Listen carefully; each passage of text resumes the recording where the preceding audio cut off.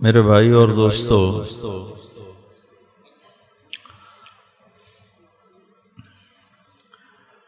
اللہ کے رسول صلی اللہ تعالی علیہ وسلم اللہ سے وہ علم لے کر آئے جو اور کسی کو نہیں ملا،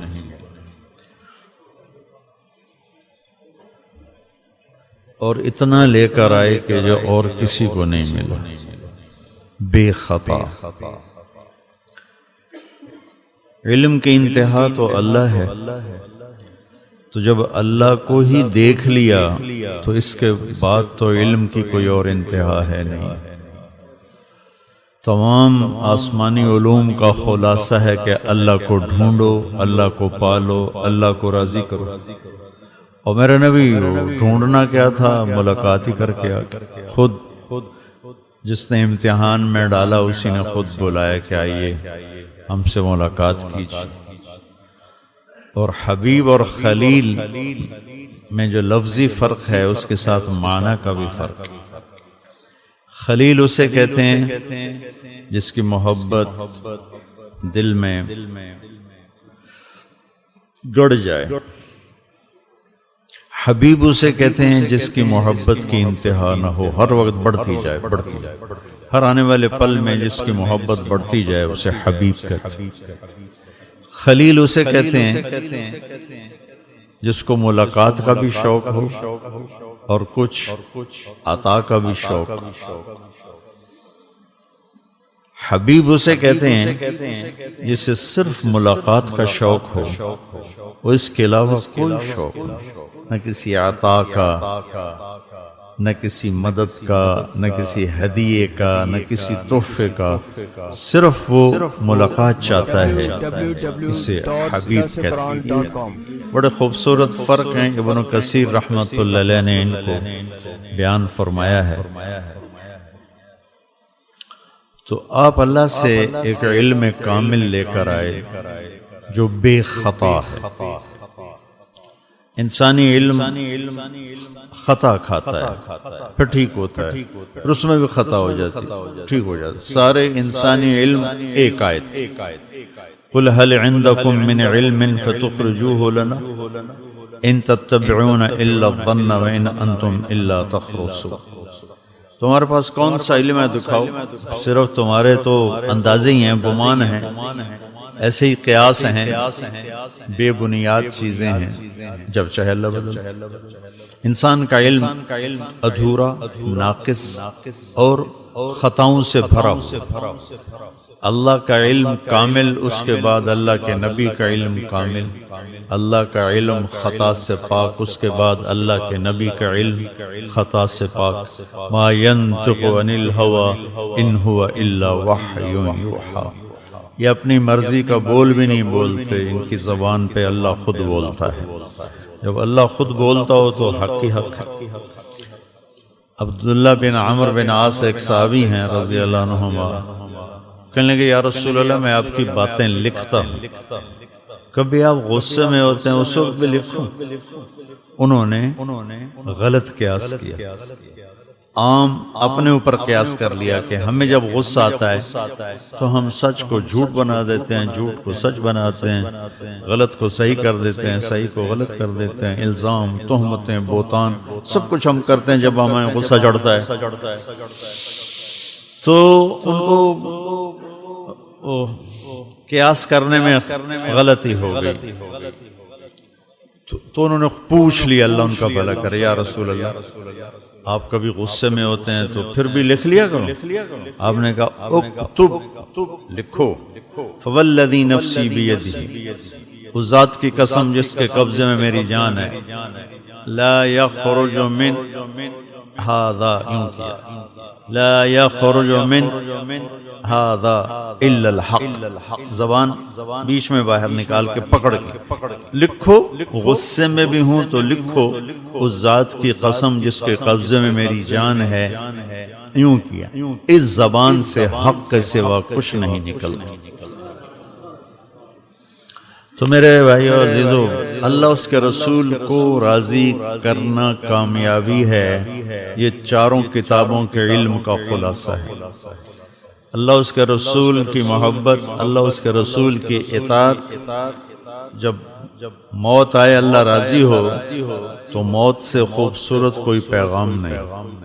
موت آئے اور اللہ ناراض ہو تو موت سے خوفناک کوئی پیغام کوئی نہیں. تو میں ایک حدیث سناتا ہوں آپ کو اللہ کے نبی کہ اطاعت مکمل ہوتی ہے محبت سے. محبت ہوتی ہے تو آدمی مانتا ہے، محبت نہ ہو تو کم مانتے ہیں. پھر تو ڈنڈے والا ہوتا ہے، وہ اندر وہ تو نفاق ہوتا ہے. اس لیے میرے نبی نے کہا لا یؤمن احدکم حتی یکون ہواہ تبعا لما جئت بہ. ایمان تمہارا اس وقت مکمل ہوگا جب تم میرے تابع ہو کے چلو. لا یؤمن احدکم حتی اکون احب الیہ من ولدہ ووالدہ والناس اجمعین.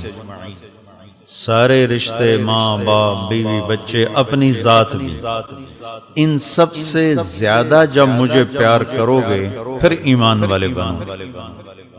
ایمان والے اس کے بعد بنو، یعنی کامل ایمان والے. ویسے جو ایک دفعہ کلمہ پڑھ لے ساری زندگی کچھ بھی نہ کرے اور وہ کلمے پہ مر جائے تو ایمان والا ہی ہے. ایک نہ ایک دن اس کی بخشش ہو جائے گی، ایک نہ ایک دن اللہ تعالیٰ کی رحمت آئے گی. تو اللہ اس کے رسول کا پیار، ان کی اطاعت، یہ سرمایہ ہے جو موت پہ ساتھ جاتا ہے. باقی ہر کوئی یہیں چھوڑ کے چلا جاتا ہے. تو اللہ کے نبی سے محبت کا راستہ کیا ہے اور اللہ کے نبی سے محبت کی پہچان کیا ہے؟ ایک حدیث. آپ وضو فرما رہے تھے اور صحابہ آپ کے وضو کا پانی گرنے نہیں دے رہے، نیچے سے لے رہے. کوئی منہ پہ ملنے، کوئی پی رہا ہے، کوئی سینے پہ مل رہا ہے، کوئی ایسے ہاتھوں پہ مل رہا ہے. پانی نیچے نہیں، ایسے وہ جھگڑا ہو رہا ہے. آپ نے فرمایا ما یحملکم علی ھذا، یہ تم کیوں کر رہے ہو؟ ایسا کیوں کر رہے ہو؟ آپ نے تو قیامت تک سبق دینا تھا، اس لیے سوال اٹھایا، ورنہ چوپ ہی رہتے. کیوں کر رہے ہو؟ کہا جی حبا للہ ولرسولہ، ہمیں اللہ اس کے رسول سے محبت ہے، اس محبت کی وجہ سے کر رہے ہیں. تو آپ نے فرمایا من سرہ ان یحب اللہ ورسولہ ویحبہ اللہ ورسولہ. آپ نے فرمایا پھر صرف وضو کا پانی لینے سے عشق نہیں ہوتا، محبت نہیں ہوتی، کچھ کرنا پڑے گا تب جا کے محبت کا دعویٰ سچا ہوگا.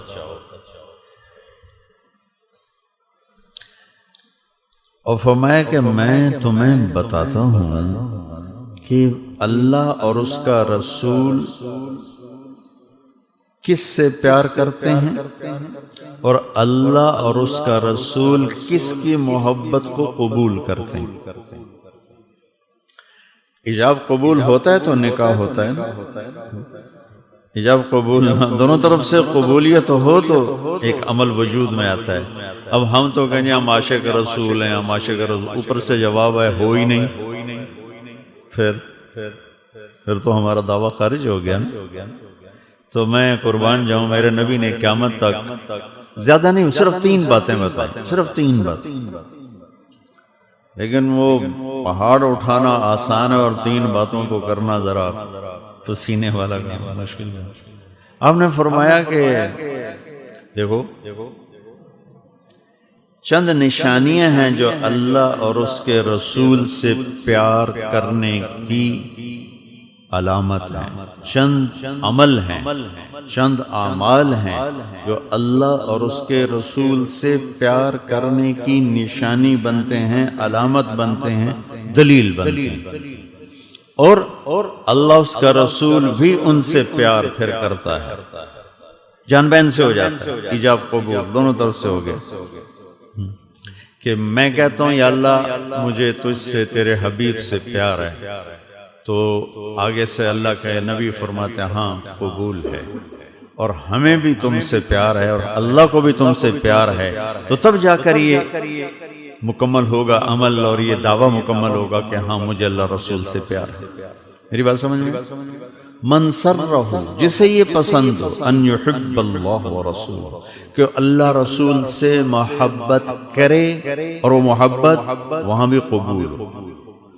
وَيُحِبُّهُ اللَّهُ وَرَسُولُهُ، اور پھر اللہ اور اللہ کا حبیب بھی اس سے پیار کریں. تو اسے کیا کام کرنا پڑے گا؟ چھوٹے چھوٹے 3 کام. 100 نہیں بتائے، 50 نہیں بتائے. تبلیغ والے بھی 6 تو بتاتے ہیں، 6 بھی نہیں بتائے، 3 بتائے صرف. کیا کہا؟ فَلْيَصْدِقِ الْحَدِيثَ إِذَا حَدَّثَ، جھوٹ بولنا چھوڑ دے، صرف سچ بول.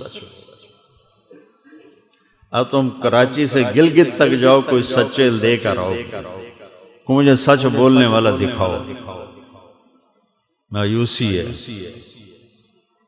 یہ مدرسے پڑھنے والے طالب علم یہ جھوٹ بول کے چھٹی لے کے گھر چلے جاتے، حالانکہ سارا دن دین پڑھتے ہیں. تو باقیوں کا بازار میں بیٹھنے والا جھوٹ نہیں بولے تو کو کیا، میں 10 مدرسے پڑھاتا ہوں، جھوٹ بول کے چھٹی لے کے چلے جاتے.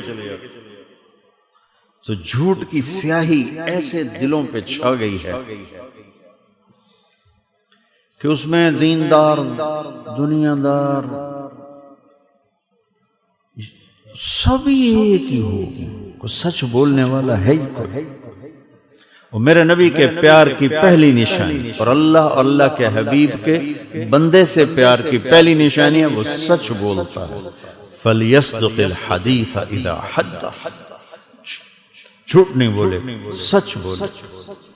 میرے نبی کا فرمان ہے الصدق ينجي والكذب يهلك، سچ نجات دیتا ہے، جھوٹ ہلاک کرتا ہے. وَنَجْعَلْ لَعْنَةَ اللَّهِ عَلَى الْكَاذِبِينَ، جھوٹ بولنے والوں پر اللہ کی لعنت برستی.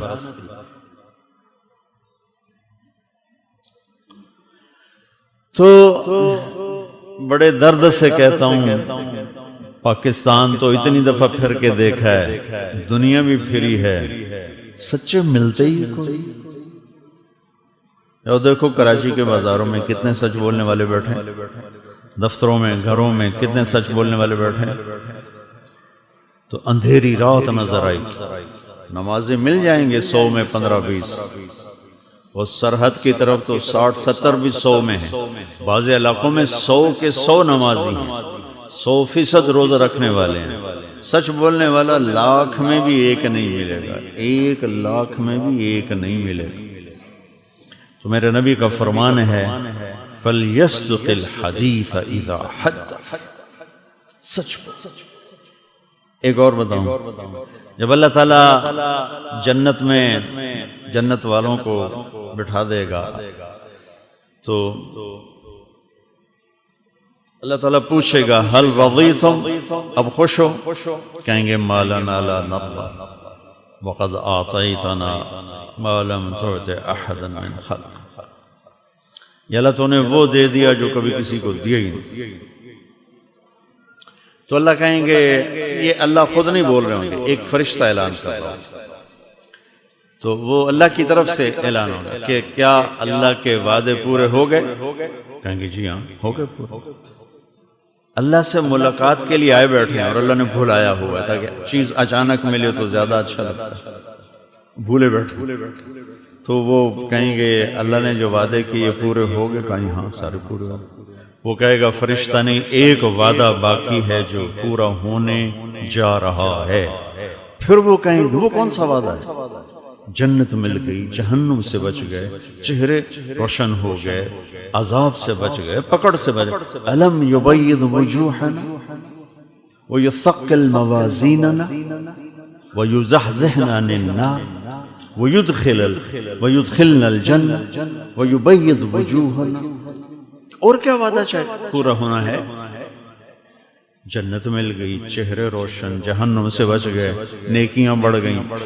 اب اللہ کی آواز آئے گی یا رضوان ارفع الحجب بینی و بین عبادی و زواری.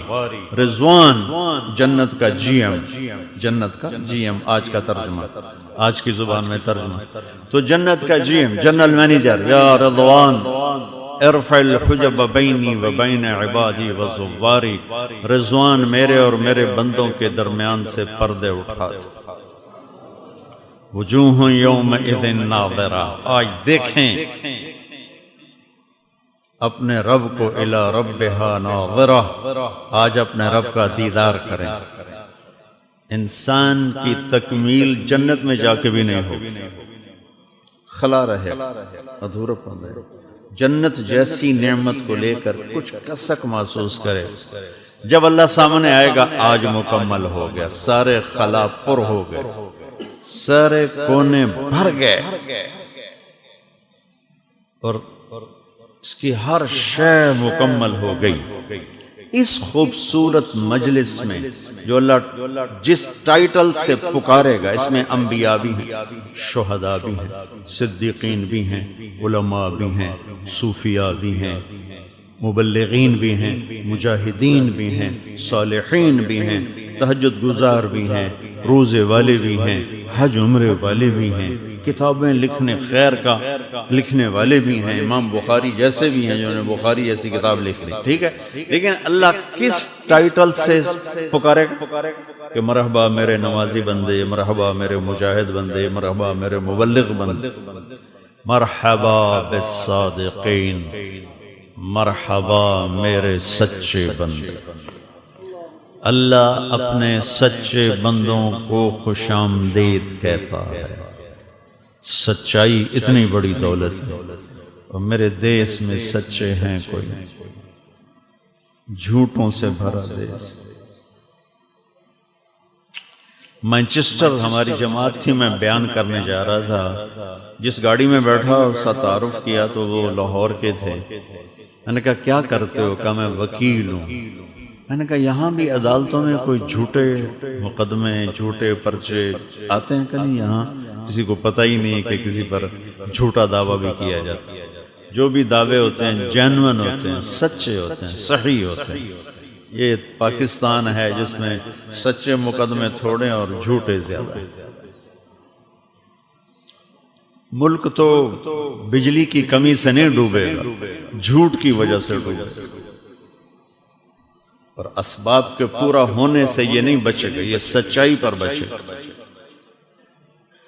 دوسری بات، فَلْيُؤَدِّ الْأَمَانَةَ إِذَا تُمِنْ، کہ وہ زندگی بھر کسی سے خیانت نہیں کرے گا، دھوکہ نہیں دے گا، فراڈ نہیں کرے گا، ہیرا پھیری نہیں کرے گا، دیانتداری سے کام کرے گا۔ سچائی اور امانت، سچائی اور دیانت۔ اب دیکھیں ہمارے نبی کی صفات کو اللہ کے سوا کوئی نہیں گن سکتا، لیکن آپ کی دو صفتیں ہائی لائٹ ہوئیں مکی زندگی میں، الصادق الامین، سچے اور امانت والے۔ آپ سچے بھی ہیں اور کسی کو دھوکہ بھی نہیں دیتے۔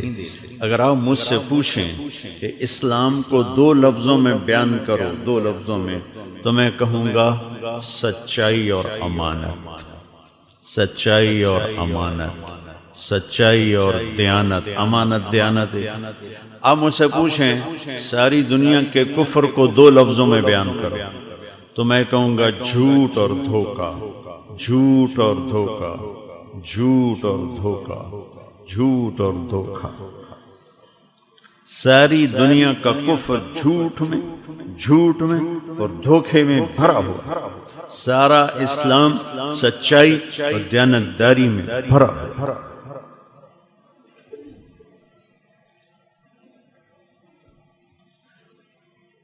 میرے نبی کو پانی، اچھا ٹھیک ہے بیٹھ جاؤ، بیٹھ جاؤ۔ میرے نبی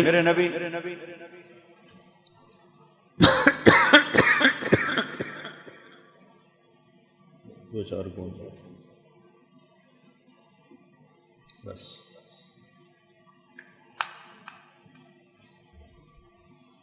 ایک صحابی ہیں جریر بن عبداللہ رضی اللہ عنہ، شاہی خاندان کے تھے، یمن کے۔ انہوں نے اپنے نوکر سے کہا منڈی سے گھوڑا لے کے آ، میں پیسے دے دوں گا گھر۔ وہ ایک آدمی سے گھوڑا 300 روپے میں، 300 درہم میں خرید کے اور لے آیا، مالک کو بھی گھوڑے کو بھی، کہا جی 300 میں سودا ہوا ہے، آپ ان کو پیمنٹ کر دیں۔ حضرت جریر نے دیکھا تو گھوڑا قیمتی تھا، یہ تو شاہی خاندان کے تھے، گھوڑوں کی نسلوں کو جانتے، وہ عام سادہ سا بدو تھا، اسے پتہ ہی نہیں تھا اس کے گھوڑے کی قیمت کیا ہے۔ تو دل جوئی کے لیے بولے ہاں بھائی تیرے گھوڑے کی قیمت 400 کر دوں؟ کہنے لگا کر دو۔ 500 کر دوں؟ اس نے کہا کر دو۔ کہا 600 کر دوں؟ تو تھوڑا تھوڑا پریشان ہونے لگا۔ خریدار بھی کبھی قیمت بڑھاتا، جب آپ سودا لینے جاتے ہو دکاندار کہے یہ 100 روپے کی تم کونے میں تو 200 میں دوں گا، کوئی ایسا پاگل دیکھا؟ دونوں طرف گھٹانے کا چکر، وہ بڑھانے کے چکر میں ہوتا ہے دکاندار، اور یہ گھٹانے کے چکر میں ہوتا ہے۔ تو کہنے لگے 700 کر دوں؟ تو اس پر تھوڑی بے یقینی کی کیفیت آ گئی۔ 800 کر دوں؟ وہ کہنے لگا حضور میں تو 300 تو بھی راضی ہوں، اب 500 کیڑی گل دا بتایا جو میں میری پر ضرور کرو، میں تو غریب بندہ، اس کو 800 دے دو، گھوڑا باندھ۔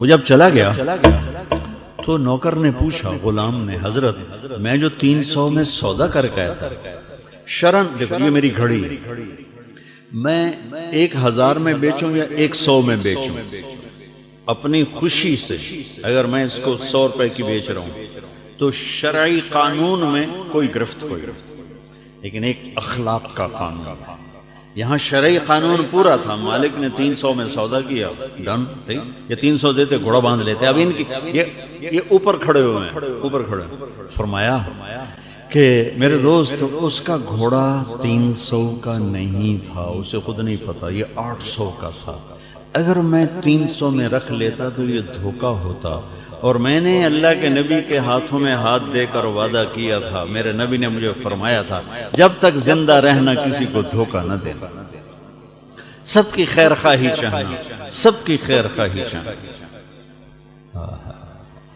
میرے نبی نے فرمایا یتبع المؤمن علی الخصال کلہا، میرا امتی میرے دور میں ہو یا 1439 جو آج کا دور، میرا امتی انسان ہے، ہر گناہ کر سکتا ہے، بشر دو نہیں کرے، وہ چاہے پہلی صدی ہو چاہے 15ویں صدی، دو نہیں کرے گا۔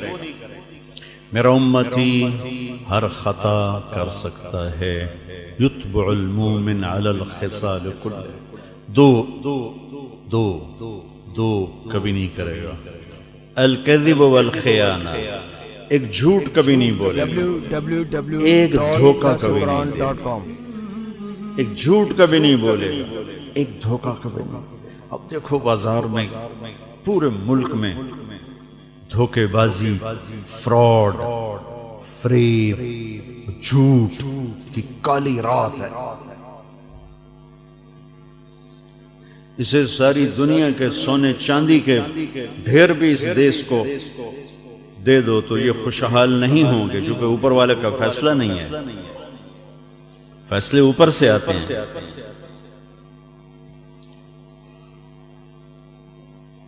اور جس قوم میں جھوٹ اور دھوکہ ہوگا وہ ہمیشہ ذلیل ہوگی، چاہے مسلمان ہو چاہے غیر مسلم ہو۔ جس قوم میں سچائی اور دیانت ہوگی وہ ہمیشہ عزت میں رہیں گے، چاہے کافر ہوں چاہے مسلمان ہوں۔ موت کے بعد اگر کفر ہے تو ختم، ایمان ہے تو کام بن جائے گا۔ یہ ایسی عالمگیر، بلکہ اس کے ساتھ ایک اور جوڑ دیں تو مکمل ہو جائے گا، جس انسان میں، جس قوم میں، جس صوبے میں، جس شہر میں، جس خاندان میں سچ ہو، دیانتداری ہو، انصاف ہو، انہیں پوری دنیا کے گھاٹے بھی ان کے دروازے بند نہیں کر سکتے، ان کے دروازے اللہ کھلے رکھے گا، ان کو عزت کی اللہ تعالیٰ چادر پہنائے، ان کو عروج کی چوٹیوں پر پہنچائے گا۔ یہ غیر مسلم ہیں تو موت تک انہیں کوئی ہلا نہیں سکتا، یہ مسلم ہیں تو دنیا بھی ان کی اور آخرت بھی ان کی۔ جس انسان میں، جس خاندان میں، جس گھر میں، جس دفتر میں، جس شہر میں، جس صوبے میں، جس قوم میں، جس ملک میں جھوٹ ہوگا، دھوکہ ہوگا، ظلم ہوگا، انہیں ذلت کی کالی رات سے کوئی نہیں نکال سکے گا۔ ذلت، پستی ان کا مقدر ہو جائے گی۔ انہیں دنیا کے سارے مادی اسباب و وسائل کے باوجود عزت کا دن دیکھنا نصیب نہ ہوگا اور چین کی رات دیکھنی نصیب نہ ہوگی، کیونکہ فیصلے آسمانوں سے اترتے ہیں۔ یہ اس دن کے روزے دار ہوں اور رات کے تہجد گزار ہوں، لیکن ظلم ہو، جھوٹ ہو، دھوکہ ہو، ذلت ہی ذلت۔ یہ رات کو شرابیں پی کے سوئیں، دن میں اللہ کو گالیاں نکالیں، سچے ہوں، دیانتدار ہوں، انصاف کریں، موت تک اللہ انہیں عزت دے گا، موت تک اللہ انہیں عزت دے گا، انہیں زوال نہیں آ سکتا۔ موت کے بعد تو وَامْتَازُوا الْيَوْمَ أَيُّهَا الْمُجْرِمُونَ یا ان اللہ لا یغفر ان یشرک بہ ویغفر ما دون ذلک لمن یشاء۔ اللہ شرک معاف نہیں کرے گا، باقی جسے چاہے وہ معاف کر دے، تو وہ معاملہ الگ ہے۔ لیکن یہاں میرے بھائیو، یہاں ہو، اب سب نوجوان مجھے نظر آ رہے ہو، اللہ کے واسطے سچ بولنا سیکھو، جھوٹ کو زندگی سے نکال دو، اللہ کے واسطے دیانت داری سیکھو، امانت داری سیکھو، دھوکے سے بچو، فراڈ سے بچو، ظلم سے بچو، اچھوں سے برے، بروں سے اچھے دنیا میں ہوتے چلے آئے۔ یزید کی برائی تو آپ سنتے ہی رہتے ہو، آج میں یزید کے بیٹے کی تعریف کر کے آپ کو سناتا ہوں۔ یزید جوانی میں مر گیا، 41 سال یا 39 سال کی عمر۔ اس کے بیٹے کا نام تھا معاویہ بن یزید۔ وہ 22 برس کی عمر میں حاکم بن گیا۔ کتنا؟ 3 بر اعظم کا، 3 بر اعظم پر حکومت، اور سارے دشمن زیر، کوئی سر اٹھانے کی طاقت نہیں رکھتا ہے، اور 22 سال کی عمر ہے، دنیا کا سب سے طاقتور حاکم ہے۔ 40 دن حکومت کی اور سارے بنو امیہ کو اکٹھا کیا اور کہا کہ دیکھو، کان ابی جبارن، میرا باپ جبار تھا، ظالم تھا، اس نے ظلم کیا، اور اہل البیت کا خون اس کی گردن پر ہے، اور جس تخت کے نیچے میرے نبی کی اولاد کا خون بہا ہو، میں اس تخت پہ لعنت بھیجتا ہوں۔ یہ ہے تمہاری حکومت، جس کو دینا چاہتے ہو دے دو، مجھے نہیں چاہیے۔ اور 3 بر اعظم کی سلطنت چھوڑ کر جا کے گھر میں بیٹھ گیا۔ یزید اہل البیت کے دشمنوں میں کھڑا ہوگا، اور معاویہ بن یزید اہل البیت کے وشاک میں کھڑا ہوگا، ان کے خدام میں کھڑا ہوگا۔ 3 بر اعظم چھوڑ دیے، آسان کا 10 روپے پر جھوٹ بولتا ہے۔ تو جس قوم میں سچائی، دیانتداری، انصاف ہوگا، ہلاک نہیں ہوگا۔ اللہ کے واسطے کسی پہ زیادتی نہ کرو، کسی کو دھوکہ نہ دو، کسی سے جھوٹ نہ بولو۔ آسمان والا بیدار ہے، زندہ ہے، سویا نہیں، اور اس کے خزانے بھرے ہوئے ہیں، تم مانگنے والے بنو، وہ دینے میں دیر نہیں لگاتا ہے۔ تیسری بات جی، من سرہ ان یحب اللہ ورسولہ ویحبہ اللہ ورسولہ، جسے یہ پسند ہو کہ اللہ رسول اس سے پیار کریں اور اس کے پیار کو اللہ رسول بھی قبول کریں، 3 کام کرنے پڑیں گے۔ 2 میں نے بتا دیے، سچ بولنا ہوگا، دیانتداری سے زندگی گزارنی ہوگی، دھوکہ نہیں دینا ہوگا، امانت میں پھیرا پھیری نہیں کرنی، فَلْيُحْسِنْ جِوَارَ مَنْ جَاوَرَهُ، سارا معاشرہ مکمل کر دیا۔ سچائی، دیانتداری معاشرے کا باطنی حسن ہے، اور یہ بات معاشرے کا ظاہری حسن ہے۔ فرمایا کہ پڑوسی سے اچھا سلوک کرے گا، جو مجھ سے پیار کرے گا وہ پڑوسی سے اچھا سلوک کرے، جو میرے اللہ سے پیار کرنے کا دعویٰ کرے گا وہ پڑوسی سے اچھا سلوک کرے، اور جو میری اور میرے رب کی محبت لینا چاہتا ہے تو پڑوسی سے اچھا سلوک کرے، چاہے مسلم ہے، مشرک ہے، اپنا ہے، پرایا ہے، تمہارے ساتھ اچھا سلوک کرتا ہے، برا کرتا ہے، یہ سارے پتے کاٹ کے فرمایا اگر تمہارے سائے میں ہے ہم سایہ، ایک ہی سایہ، ہم سایہ، ہم سفر ہوتا ہے ایک ہی سفر، ہم سایہ، سایہ ایک ہی سایہ ہے دونوں کا۔ کیا خوبصورت لفظ کسی نے بنایا پڑوسی کے لیے کہ ان کا تو سایہ بھی ایک ہی ہے۔ تو میرے نبی نے فرمایا تم نے ساری نسبتیں توڑ کر صرف یہ دیکھنا ہے پڑوسی ہے اچھا سلوک۔ عبداللہ بن عمر رضی اللہ عنہ کے گھر مہینے میں ایک دن گوشت پکتا، ایک مہینے، جس دن تو ان کا ایک پڑوسی تھا یہودی، جس دن گوشت پکتا فرماتے بھائی وہ ہمارے پڑوسی کو بھیجا کہ نہیں بھیجا، یہودی، تم سگے بھائی سے سلام نہیں کرتے۔ عدالتوں میں جا کے دیکھو بھائیوں کے کتنے کیس چل رہے ہیں، چھوٹی چھوٹی باتوں پہ کتنی لڑائیاں چل رہی ہیں، بہن بھائی ٹوٹے پڑے ہیں، اولاد ماں باپ ٹوٹے پڑے ہیں، رشتے ناتے خشک پتوں کی طرح بکھر چکے ہیں۔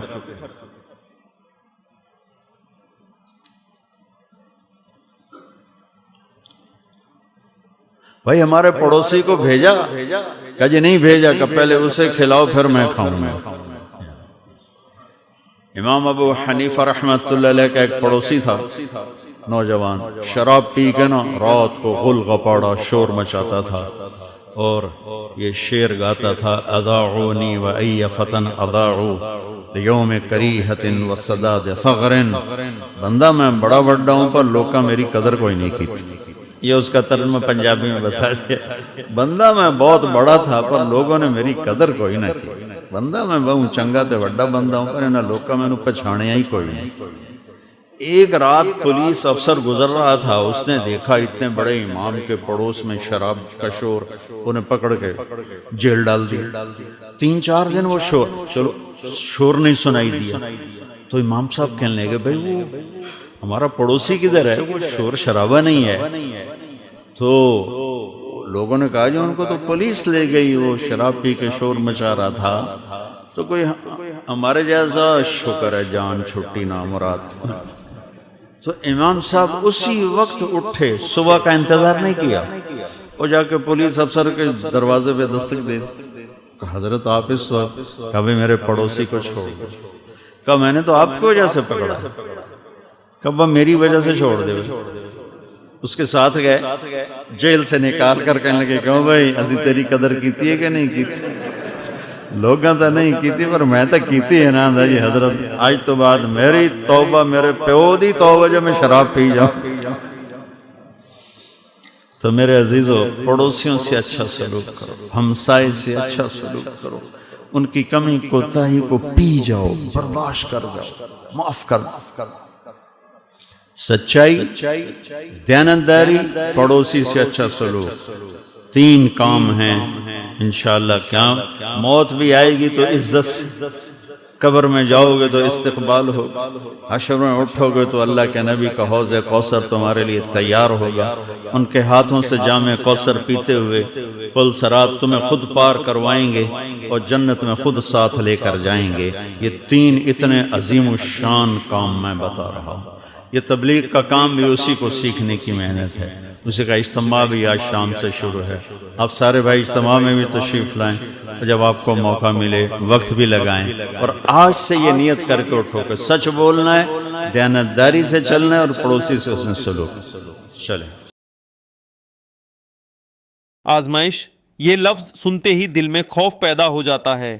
انسان سوچنے لگتا ہے کہ آخر میرے ساتھ ہی ایسا کیوں ہو رہا ہے، میں نے کیا غلطی کی، اللہ مجھ سے ناراض تو نہیں؟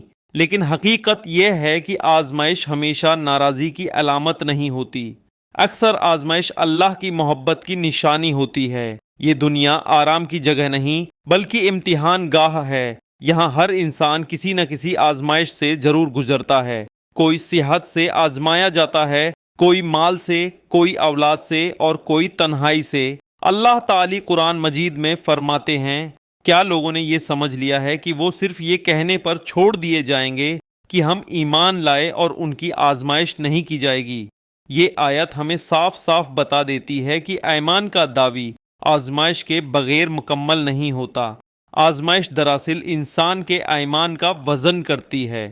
یہ دیکھتی ہے کہ بندہ اللہ کو صرف آسانی میں یاد کرتا ہے یا مشکل میں بھی۔ جب زندگی ہنستی ہے تو ہر شخص شکر کرتا ہے، لیکن جب زندگی رلاتی ہے تب صبر کرنے والا اللہ کے نزدیک خاص بن جاتا ہے۔ اکثر لوگ یہ سمجھتے ہیں کہ جو شخص آزمائش میں ہے وہ ناکام ہے، لیکن اللہ کے نزدیک ناکامی آزمائش نہیں بلکہ آزمائش سے اللہ سے دور ہو جانا ناکامی ہے۔ اللہ جس بندے سے محبت کرتا ہے اسے آزمائش میں ڈالتا ہے، کیونکہ آزمائش انسان کو جھکا دیتی ہے، اس کا غرور توڑ دیتی ہے اور اسے اللہ کا محتاج بنا دیتی ہے، اور یہی محتاجی اللہ کو سب سے زیادہ پسند ہے۔ آزمائش انسان کو اپنے رب کی پہچان کرواتی ہے۔ جب ہر سہارا ٹوٹ جاتا ہے، جب ہر دروازہ بند ہو جاتا ہے، تب انسان صرف ایک دروازے پر دستک دیتا ہے، اللہ کے دروازے پر، اور وہ دروازہ کبھی بند نہیں ہوتا۔ کبھی آزمائش گناہوں کا کفارہ بن جاتی ہے، بندہ ایک آنسو بہاتا ہے اور اللہ اس کے سالوں کے گناہ معاف کر دیتا ہے۔ یہ اللہ کی رحمت ہے کہ وہ تھوڑی سی تکلیف کے بدلے بہت بڑی معافی عطا کرتا ہے۔ کبھی آزمائش درجات کی بلندی کا سبب بنتی ہے۔ اگر بندہ صبر کرے، شکوہ نہ کرے اور اللہ سے بدگمان نہ ہو تو اللہ اسے وہ مقام عطا کرتا ہے جس تک وہ بغیر آزمائش کے کبھی پہنچ ہی نہ سکتا۔